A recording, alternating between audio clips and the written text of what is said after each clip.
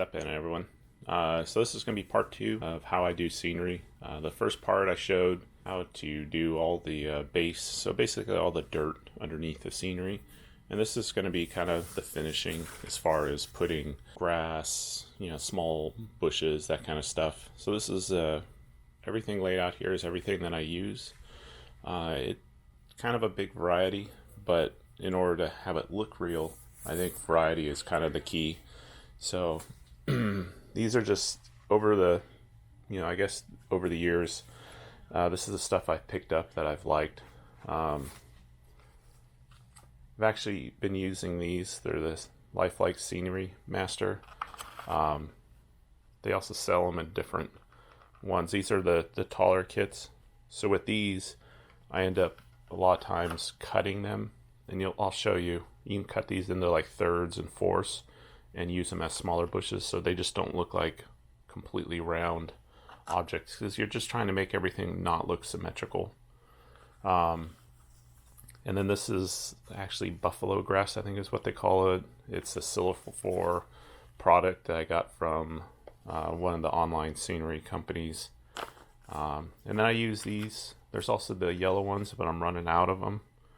So you kind of cut these up and use them as small weeds, and it works out well. I just bought this, I think it's 6mm stuff. My my homemade static applicator doesn't really work too well with it, so I've been sticking to the smaller stuff. So these are usually the primary colors that I've been using. So you've got, this is all woodland scenics, so wild honey, harvest gold, and medium green. And these have been working out pretty good. I think this is 2 or 4mm. I want to say it's probably 2. So what I do is I actually use this leftover from the kids. It's actually some Munchkin brand, and this is used for formula a long time ago, but I found it works really good for keeping your colors separate. And then all you do is you snap this lid on, and then it's just kind of a rotary. You can turn this around.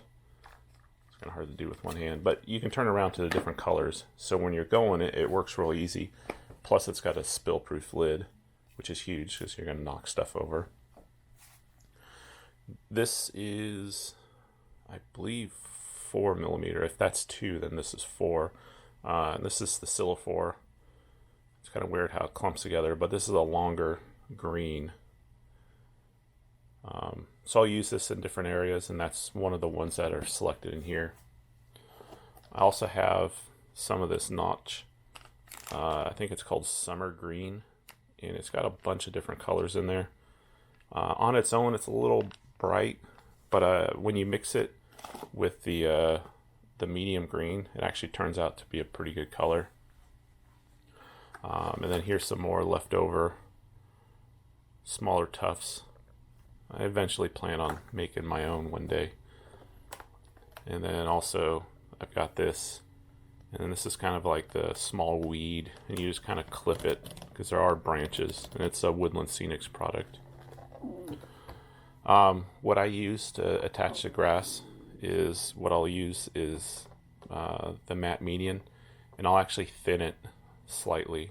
So a lot of times what I'll do is I'll just either take the lid off or get another tray, pour a little water and a little bit this together, and then just use these disposable brushes.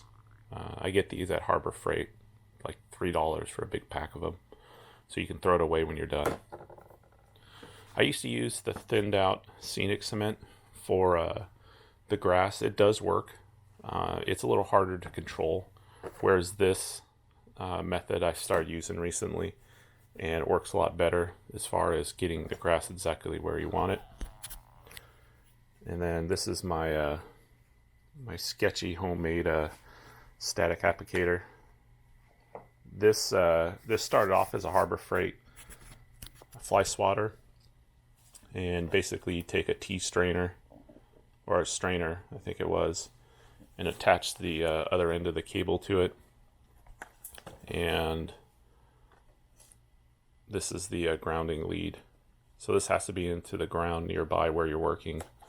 and then it's got a switch to turn on. This thing's pretty sketchy. I've been shocked by it a couple times. If you forget to turn it off and then try and go and pull the lead off or touch the side, it will shock you, and it does hurt. I don't know how many thousands of volts it is. It's pretty high though. So if you do make one of these, be careful. Eventually I plan on buying a real one, but it just had a hard time paying $100+ for a grass applicator when I can make one for about $10. And this has actually worked well. Just recently, this is the grass and everything that I've done. So my whole layout I've done with this applicator. It takes a little time, a little patience, but it's worth saving $100. So anyways, let's get started. All right, so I mixed up the matte median. Just used an old cut bottom here, paintbrush. You can see it's kind of like consistency of white glue. So I guess you could use white glue for this, like an Elmer's. Maybe thin it just a little bit so it's a little easier to spread. But then it comes a hard part of where to put all this. So it's kind of, you just have to, don't overdo it. I mean, you could do a whole grass field, but areas like this that generally don't. So just start off, I guess, randomly where you think that should be an area, and then just do a small patch, and then just kind of take a look to see if that looks right or not, and then just kind of go from there. So I'll start off right here.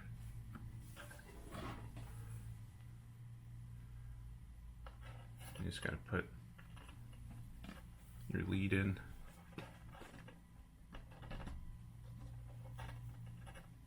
Let's get this building out of here.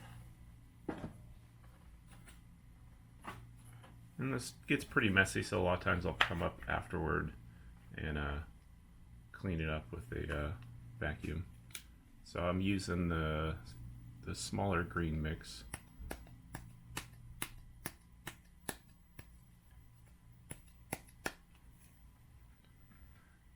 And just kind of get it close and just start tapping. And you'll see as the grass comes out, they're actually standing up because of the electrical field between the two. So I'll put a little bit right near the road here.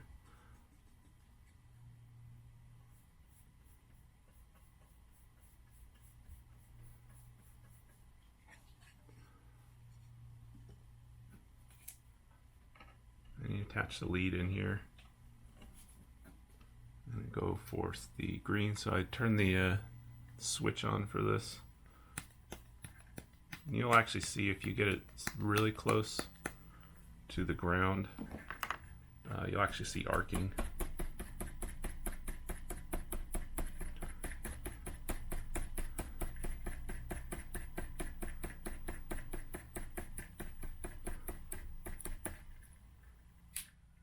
And turn it off. You can see it's a nice little grass patch here. So then, you know, you usually, like in nature, you'll have a green spot, and then a lot of times you'll have a brown spot around it because there was either some source of water or something that caused that. So let me get a vacuum.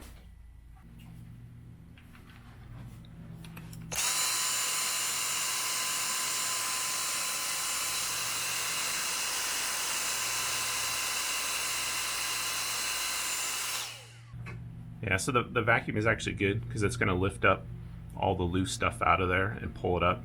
And you can actually, like, if your container on your vacuum is removable, like a clear one, you can actually reuse the grass that you vacuum up. And I've done that before because, you know, a lot of the stuff is expensive. So I'm just going to go around the outside perimeter now with some more glue, and then I'll go ahead and put down some of the brown. And you can see why using the little bit thicker here is going to work out, because it'll actually, it's easier to control where you want the grass to be.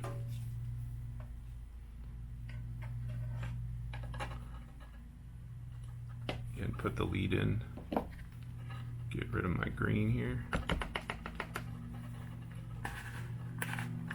Switch over to brown.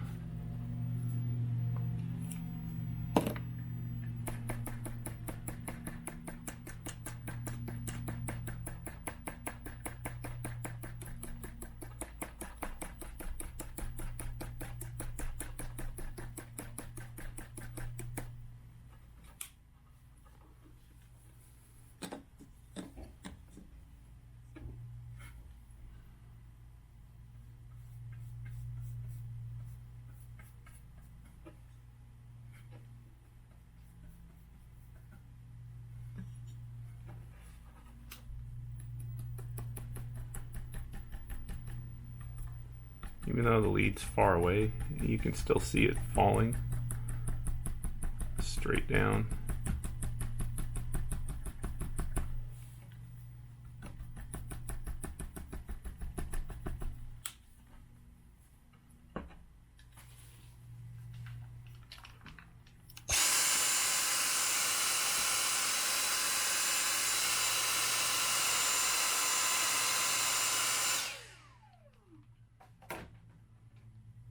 And then along here you can see I have the perimeter. I carved all this out for the building. So what I'll do is we'll add some grass along the edge here. The way it looks like you got weeds growing up on the side.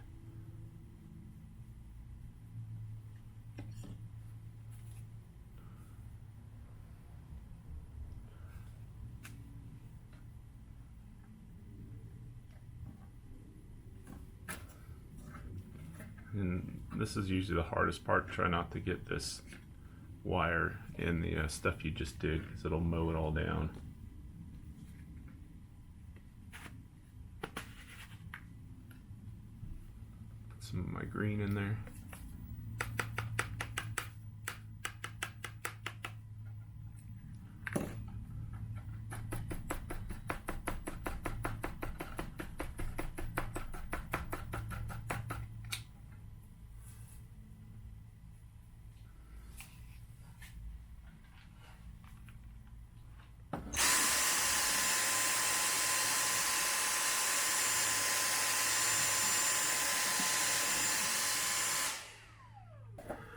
And then you'll see as I put the building back down, I try not to ruin it. I'm trying to do it with one hand here.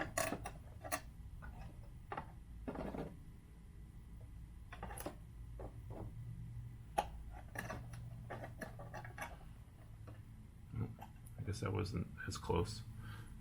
Still get the same effect.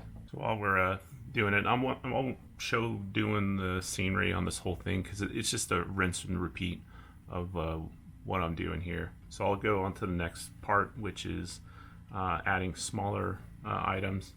So here you can see one of the little yellow bushes, and what I'll do is just get a pair of hopefully sharp scissors, and then you can actually cut these up into smaller pieces.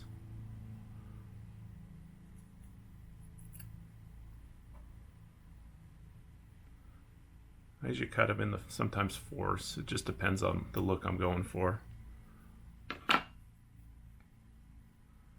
And what works really well is using a pair of tweezers to plant this stuff. You can plant it with your fingers, but you'll find that it's a lot more precise and a lot easier to hold it down. And what I have here is just the full strength matte median, and just dip it in pretty well, and then just find a spot where you're going to want some the yellow bushes.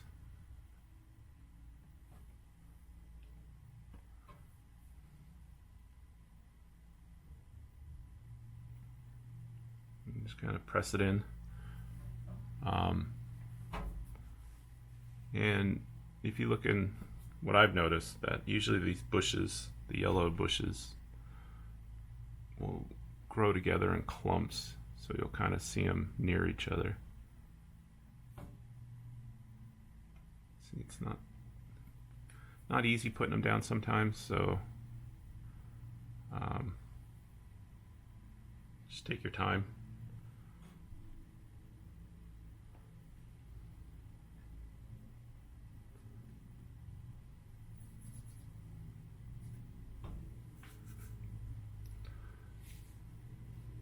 just do the same thing for, got green bushes here. And these are the lifelike. Just cut them up.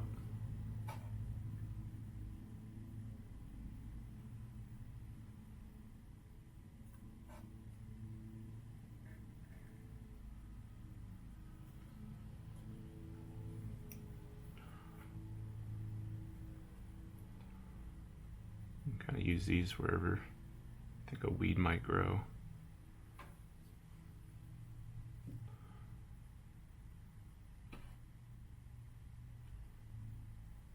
Try not to knock over everything.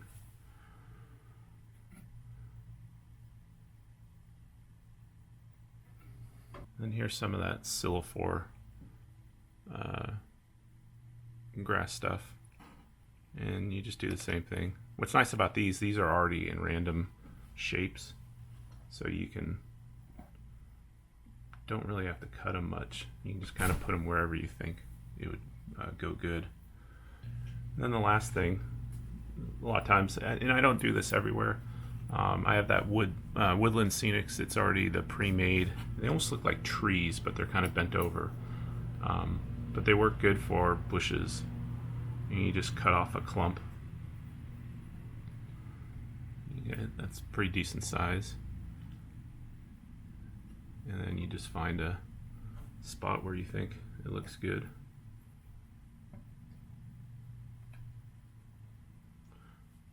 And that's it.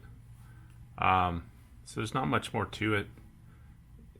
Like I said before, usually less is more when it comes to doing scenery and grass, because you can always come back and add this stuff later. Like once you get the layers down as far as the dirt, it's easy to come back and just add stuff as needed.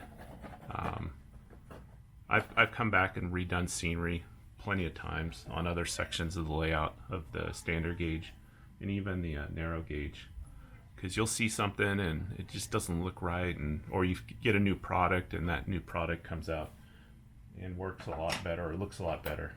So here's the area that we just did.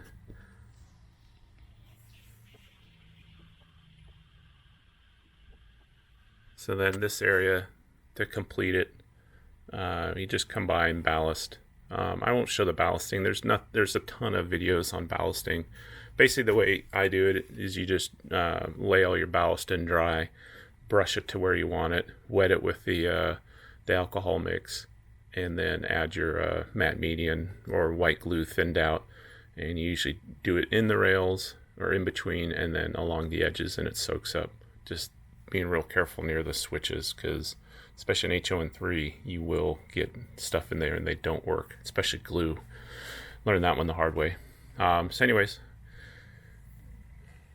this is what I'll be doing here, and it won't be anything too major.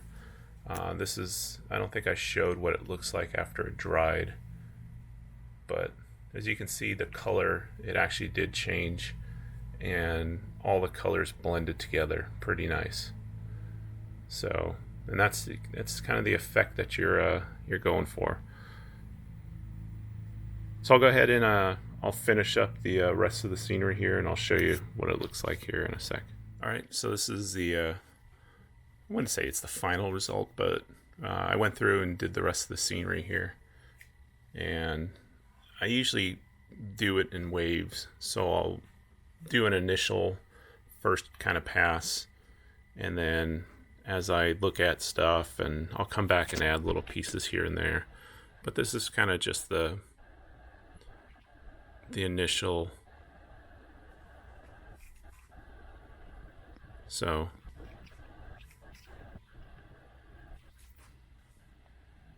I still have to do the ballasting, so I'll do that in a little bit. I truly hate ballasting, and I don't even know if I have enough to do the job here, to at least up to here. But it's kind of scary that the only little bit of non-scenery is this section on my narrow gauge.